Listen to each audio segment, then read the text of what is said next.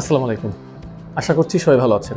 আমাদের বিগত ভিডিওগুলোতে আমরা প্রচুর পরিমাণ কমেন্ট পাচ্ছিলাম সেলফিনের একটি রিসেন্ট বড় ধরনের প্রবলেম নিয়ে, সেটা হচ্ছে ডিভাইস ব্লকড এবং ডিভাইস আনরেজিস্টার্ড। যারা নতুন ফোন কিনেছেন বা অপারেটিং সিস্টেমটি আপডেট করেছেন, তারপর থেকে সেলফিন অ্যাপে লগ ইন করতে গেলে আপনার এই প্রবলেমটি হচ্ছে। লেখা আসছে ইওর ডিভাইস ইজ ব্লকড অথবা ডিভাইস ইজ আনরেজিস্টার্ড। এই দুটো প্রবলেম কিন্তু একই ধরনের। তো এই প্রবলেমগুলো কেন হচ্ছে এবং কীভাবে এটা সমাধান করা যায় সেটা নিয়ে আমাদের আজকে আলোচনা। বিষয়টি সম্পূর্ণভাবে জানতে এবং এর সমাধান করতে অবশ্যই ভিডিওটি শুরু থেকে শেষ পর্যন্ত দেখবেন।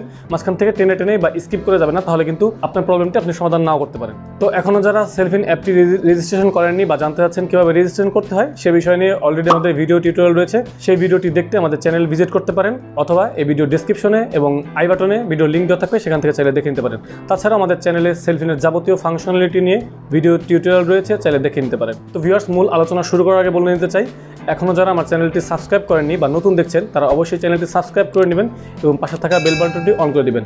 আর যদি অলরেডি সাবস্ক্রাইব করে থাকেন তাহলে অনেক অনেক থ্যাঙ্কস। তো চলুন মূল আলোচনা যাওয়া যাক।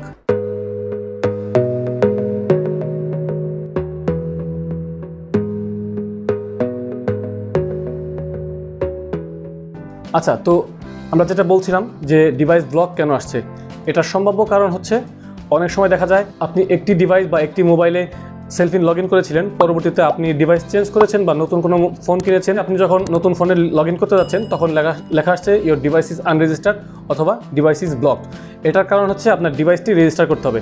সেলফিন দিনে দিনে একটু টাফ হচ্ছে, কারণ যেহেতু একটা ফাইন্যান্সিয়াল অ্যাপ, এখানে হ্যাক হওয়ার বা আপনার টাকা চুরি হয়ে যাওয়ার অনেক সম্ভাবনা থেকে যায়। তাই নতুন নতুন অন্য কোনো ডিভাইসে যখন লগ ইন করতে যান তখন সেলফিন তার সিস্টেম মেকানিজম থেকে ধরে নেয় যে হয়তোবা অন্য কেউ আপনার আইডিতে লগ ইন করার ট্রাই করছে।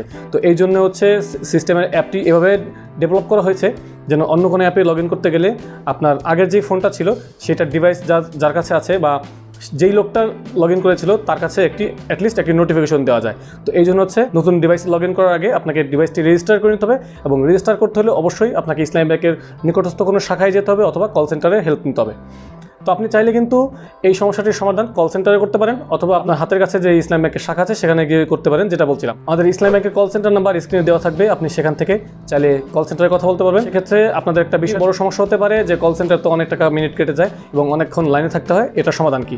আমার অলরেডি একটি ভিডিও তৈরি করা আছে কিভাবে আপনি টাকা না কেটে মিনিট ব্যবহার করে ফ্রিতে কল সেন্টারে কথা বলতে পারবেন। সেই ভিডিওর লিঙ্ক আমাদের আই বাটনে দেওয়া থাকবে এবং এই ভিডিও ডেসক্রিপশনে দেওয়া থাকবে, সেখান থেকে দেখে নিলে আপনি কিন্তু মিনিট ব্যবহার করে আপনার ফোনে যদি কম রেটে মিনিট কিনে থাকে সেই মিনিট ব্যবহার করে কল সেন্টারে কথা বলতে পারবেন।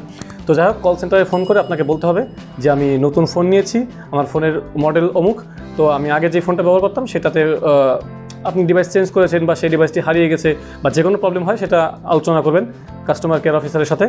এবং সেক্ষেত্রে তারা আপনাকে একটু ভেরিফাই করে নেবে যে আপনার এনআইডি কার্ড নাম্বার বলতে হবে, আপনার বার্থ ডেট, তাছাড়া আপনার পিতার নাম, মাতার নাম, বা আপনার অ্যাকাউন্টে কত টাকা ব্যালেন্স আছে, বা আপনি লাস্ট কত টাকা ট্রানজ্যাকশন করেছেন, এই ইত্যাদি বিষয় এগুলো জিজ্ঞাসা করতে পারে আপনাকে ভেরিফাই করার জন্য যে আসলেই যার অ্যাকাউন্ট বা যার সেলফিন সেই লগ ইন করছে কিনা। তো যদি আপনি এগুলো ভেরিফাইড হন দেন হচ্ছে আপনাকে ডিভাইসটি রেজিস্টার করে দেবে এবং আপনি অনায়াসে লগ ইন করতে পারবেন। তো ভিউয়ার্স, এই ছোট্ট সমস্যাটির সমাধান খুব ছোট্ট, তবে একটু কষ্ট করে কল সেন্টারে ওয়েট করে কথা বলতে হবে, অথবা যেটা বললাম নিকটস্থ শাখাতে গিয়ে সমাধান করতে হবে। তারপরও এখনও যদি কারো সমস্যা থাকে বা আমার কথাগুলো না বুঝতে পারেন বা সমাধান না করতে পারেন, তাহলে সে আমাদের কমেন্ট করে জানাবেন এই ভিডিওর কমেন্ট বক্সে, আমরা সেটা সমাধান করার চেষ্টা করব। তো এই হচ্ছে আমাদের আজকের ভিডিও আলোচনা, যার মাধ্যমে আমরা চেষ্টা করেছি আপনাদের স্পেসিফিক ডিভাইস ব্লক বা ডিভাইস আনরেজিস্টার্ড সমস্যার সমাধান করার। তো আশা করছি ভিডিওটি ভালো লেগেছে এবং ভিডিওটি থেকে আপনি উপকৃত হবেন। যদি সত্যি ভিডিওটি ভালো লাগে তাহলে অবশ্যই একটি লাইক দিবেন, ফ্রেন্ডদের সাথে শেয়ার করবেন যাতে তারাও এই সমস্যা থেকে মুক্তি পায়, এবং অবশ্যই কমেন্ট করে জানাবেন ভিডিওটি কেমন লাগলো। আরও কোনো নতুন ভিডিও পেতে চাইলে সেটা আমাদের কমেন্ট করে জানাবেন, আমরা চেষ্টা করব সেই বিষয়ে ভিডিও মেক করার। তো ভিউয়ার্স, ভিডিও শেষে আপনাদের কাছে একটি অনুরোধ থাকবে, সেটা হচ্ছে শাওন 360 চ্যানেলের একটি ব্লগ চ্যানেল নতুন খোলা হয়েছে। আপনারা আমাদের এন্টারটেনমেন্ট রিলেটেড বা ব্লগ রিলেটেড কোনো ভিডিও দেখতে চাইলে সেই চ্যানেলটি অবশ্যই ভিজিট করবেন এবং অবশ্যই সাবস্ক্রাইব করবেন। সেই চ্যানেলের লিঙ্ক আমাদের ডেসক্রিপশন বক্সে দেওয়া থাকবে। তাছাড়া আমাদের চ্যানেল সেকশনে চ্যানেলটি অ্যাড করা আছে, সাবস্ক্রাইব করে নিতে পারেন। তো আজকের আয়োজনে পর্যন্তই, আজকের কথা বলাচ্ছি না, দেখা হবে নেক্সট ভিডিওতে। Till then take care yourself, আল্লাহ হাফেজ।